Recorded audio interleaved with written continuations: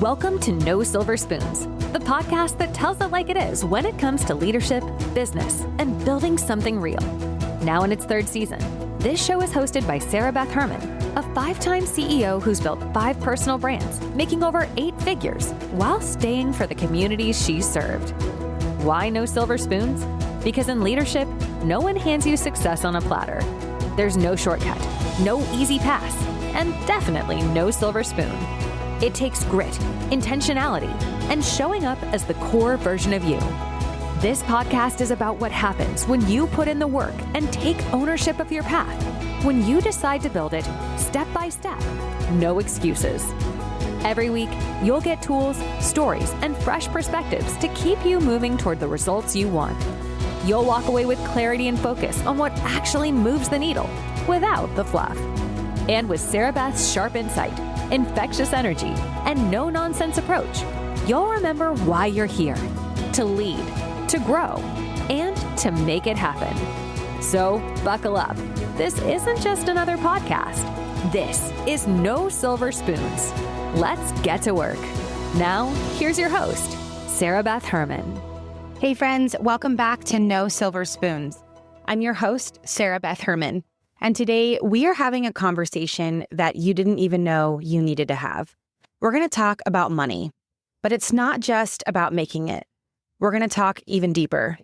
We're going to go over learning the rules of business and how to leverage what you already have and how to stop waiting for your circumstances to change before you do. Now, I believe the truth is this, that nobody handed me any sort of golden path, silver spoon.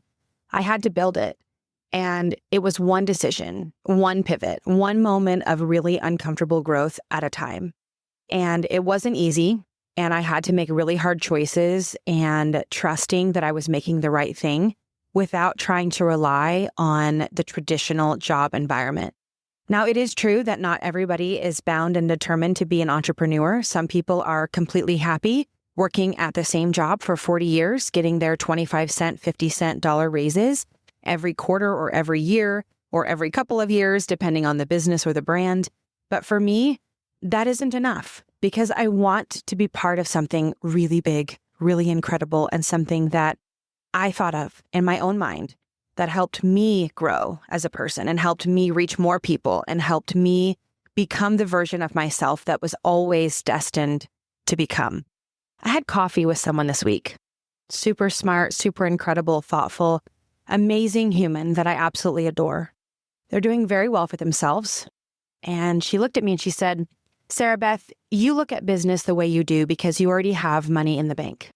I was scrolling through your pictures before we met for lunch today, and I thought she probably has a couple of million in the bank. I don't know if that's true, but that's what I thought. I don't have the luxury you have. I can't afford to grow like you can. Money's different for you. You're not scraping by to get it because you already have it. So you can think of it as this really amazing and easy thing to catch because you've already got some. And I sat with what she said the whole time she was talking, just kind of marinating on it. Not because I was offended, but because I knew that that belief wasn't unique to her. That same mindset is quietly living in so many of you right now. Like it just must be easy because you've already got it. But the truth is that just because someone has more money than you doesn't mean that they aren't still finding ways to stretch, to risk, to build. Growth isn't for the lucky. It's for the strategic. And that's what this episode is all about today. You see, that person that I was talking to, they make 6 figures a year.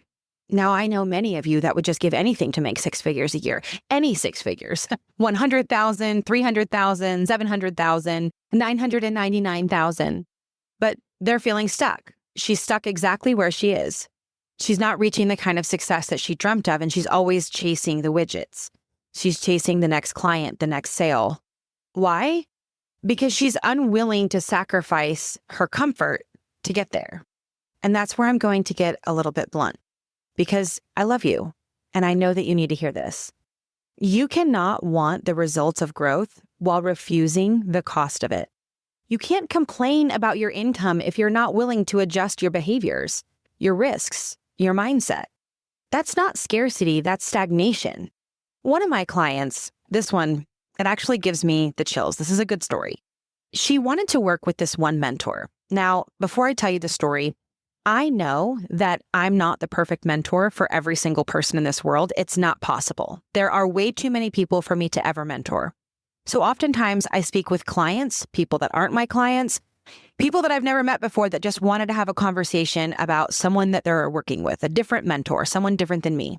I don't mind those conversations because I believe there is plenty of business and room for all of us. I don't need every client. I don't even want every client. I want what's meant for me.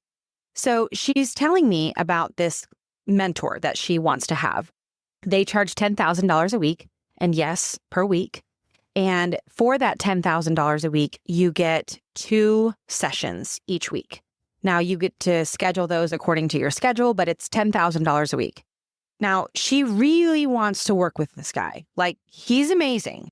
And she could have said, absolutely no way. There's no way I can afford it. I don't have $10,000. I don't make $10,000 a week. How can I pay someone $10,000 a week?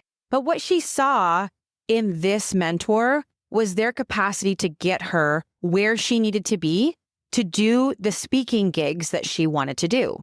Now, she's really trying to ramp up her business, so much so that she is minimizing her expenses by even changing her eating habits and her living situation to save enough money to be able to invest in herself in different ways so she can get her business where she wants it to be. Now, is that always comfortable? No, but is it necessary? 1,000%.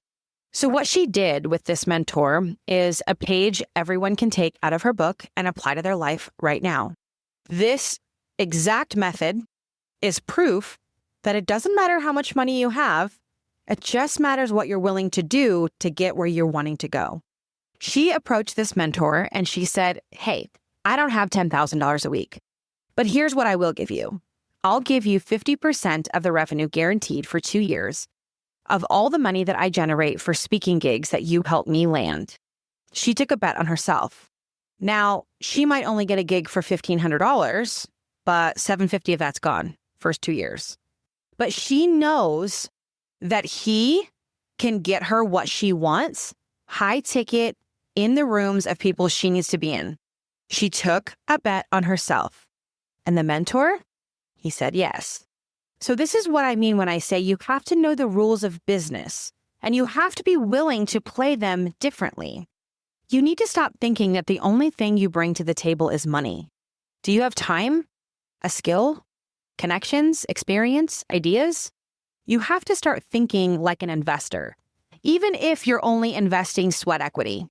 When you understand what you're actually offering, your resource bank gets a lot bigger than your checking account.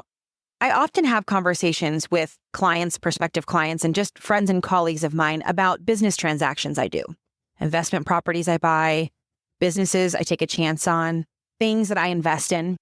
And I'm always negotiating, always. I never take the first offer. I never think I'm going to end at the first offer. In fact, most times I don't even know where I'm going to end. I just know that I'm going to fight for what's best. In fact, this last week, I had a call with a gentleman, and I won't divulge the whole scenario with you. But what I will tell you is that I used 2 different companies and leveraged them against each other to be able to get the results in a business transaction that I needed to get for me and my business. Now, neither one of them knew that I was leveraging one against the other, but I was able to get each of them to provide for me a locked-in contract copy of what their offer was for me and use it against each other. And the minute I started using it against them, I noticed who was stronger. I noticed the stronger person who was willing to say, okay, wait, hold on a second. We can do this, this, this. We can change this. We can modify that. Let's do this. Immediately going to the table, figuring every single thing out they could do. Now, what's very interesting about this scenario, without giving too many details, is that by the time I was done with the transaction, the better money initially was with party A. I ended up going with party B because of principle, ethics, what they represented, what I thought my future would be with that company, even though up front it wasn't as lucrative. I saw the long-term win. I saw what it would become if I stayed the course. And when I got on the phone with person B, party B, I guess we'll say, And I told them that I was going to be going with party A because I had to strong arm them. I remember that conversation and saying, listen, I know you've done a ton of work here. I know we've spent a lot of time on this project. But what I have to help you understand is that this isn't a personal attack on you if I decide not to go with you. This is me, my livelihood, my business, my money, what I am doing for me and my family.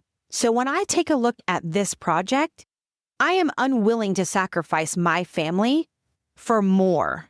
I'm unwilling. So what I am willing to do is to have a conversation with you to say, hey, this is what I need. My family's already made a ton of sacrifices. We've already fought the big fight. Now, this is what I'm looking for. This company over here is willing to do it, and this is what I'm going to do. So if you can't get on board with that, we can't move forward. Now, I will repeat that I didn't go with company A after everything was said and done. I went with company B, even though it wasn't as lucrative. The thing is that there was a risk. There was a risk in losing both companies. There was a risk in losing both deals because I was leveraging them. Anyone could have bounced out at any point. Something could have changed not in my favor at any given time. The thing is, scarcity will steal your options if you let it. There's actual neuroscience behind this. When we feel financial scarcity, our brain's executive function, the part that makes smart, long-term decisions, it actually starts to shut down. We become reactive. We focus on survival instead of strategy. We lose the ability to think creatively. But when you shift into what is called resource mindset, you start scanning for what is possible. You notice opportunities. You ask better options. You stay open to ideas that can change everything. I remember when talking about this specific situation, there was going to need to be more money on the table. And then immediately my brain was already thinking of all of these different strategies of how this could come available. You see, I was in a resource mindset. I wasn't in a scarcity mindset. Scarcity is, oh my gosh, what if this doesn't happen? Resource is, how do we make it happen? How do we believe it's going to happen? How do we change the trajectory of absolutely everything by shifting our mindset and moving forward? Something I wish more people said out loud is this. Whether you're making $50 an hour or $5,000 an hour, you are still thinking about money. You're still figuring out how to generate more, how to keep it, how to use it wisely. The game doesn't stop. The pressure just shifts. So let's kill the myth that people are making more money and they have it easier now because they make more money. What they usually have is actually perspective and a bigger toolkit for generating income when things get tight. You're still in the game. You just have to learn to play smarter. You have to build systems that make money even when you're not working. Now, let's say, for example, your business is brick and mortar. Maybe you're landlocked. You can't scale by working more hours. You're a solo provider. That is a real limitation, but it is not a dead end. That just means you need other revenue streams. Think ebooks, affiliate links, product kits, digital courses, membership models. You can create something once that sells over and over and over again. Let me give you an example. My husband. My husband is a serial entrepreneur just like me. He just does it differently. He's a real estate agent. He sells retail. He flips cars. There's a lot of things in his tool belt. But we're going to talk about his retail products that he sells through eBay. This summer, we're traveling a lot, and he's having to bring part of his inventory with us. This morning, he woke up and he had $1,200 in overnight sales. Why? Because he chose to set up his business to run while he sleeps. That's what I want you to walk away with. The belief that you can create something today that works for you tomorrow, even if you're resting. I'm not where I am today because I had secret funding or a lucky break. I built businesses while I was raising my daughter, growing in my marriage, managing stress, recovering from failure multiple times. I made calls I was scared to make. I still make calls I'm scared to make. I said yes before I was ready. And I bet on myself so many times, and I didn't win all of those times. So if you think you can't do something, you're right, you can't. But I want you to know it's not about being special. It's about choosing to see possibility when it's inconvenient. Let's bring this episode to your That's Good moment. Here are your highlights and your next steps that I want you to take from this episode. Stop waiting to have money before you move. Leverage what you have now. Growth, it costs something. If you aren't willing to sacrifice comfort, don't expect change. Money fears hit at all levels. Wealth doesn't erase money mindset issues. Leverage is power. You can trade time, skills, percentages, or creative contracts. You need income while you sleep. Don't tie all your income to hours that you are actually working. You're not stuck. You're just thinking too small. Over the next week, I want you to take some action steps. I want you to inventory your assets. I want you to write down everything that you have to offer. Time, knowledge, contacts, experience, creative skills. I want you to identify one way to trade and not spend. Who could benefit from your offer? What value exchange could you pitch? 3, I want you to brainstorm one new income stream that could actually run without you being present. Number 4, say the scary yes. Whether that's investing in yourself, asking for help, or starting new, I want you to do it anyway. And number 5, I want you to audit your mindset. I want you to ask yourself, where am I shrinking? Where am I assuming that I can't? Friend, I know that it feels really hard right now. I know some days it feels like you're walking uphill barefoot, but you're still here. You're still listening to this episode, and that means that you're still in the game. And as long as you're in the game, you've got options. This isn't about you chasing some imaginary dollar. It is about creating a life where you get to choose how you show up, how you rest, and how you earn. Thank you for letting me be in your ears today. If this episode stirred something in you, I don't want you to sit on it. Share it, explore it, re-listen to it, text it to your friend who's stuck. And I want you to remember that you are not too late. You are not too underqualified. You are exactly where you are supposed to be, and it's time to level up. I'm Sarah Beth Herman, and this is No Silver Spoons, and I'll catch you on the next episode. Thanks for joining us in another episode of No Silver Spoons, powered by Dentistry Support. Remember, success doesn't come with shortcuts, and leadership doesn't come with a silver spoon. It's built on hard work, intentional action, and the decision you make every day to keep moving forward. If you're ready to connect or join the conversation, text us using the link in the show notes or visit sarahbethherman.com for more. And while you're there, don't miss our digital library, packed with tools to help you keep growing and leading with purpose. Keep showing up, keep doing the work, and know this, you've got everything it takes. We'll see you next time on No Silver Spoons.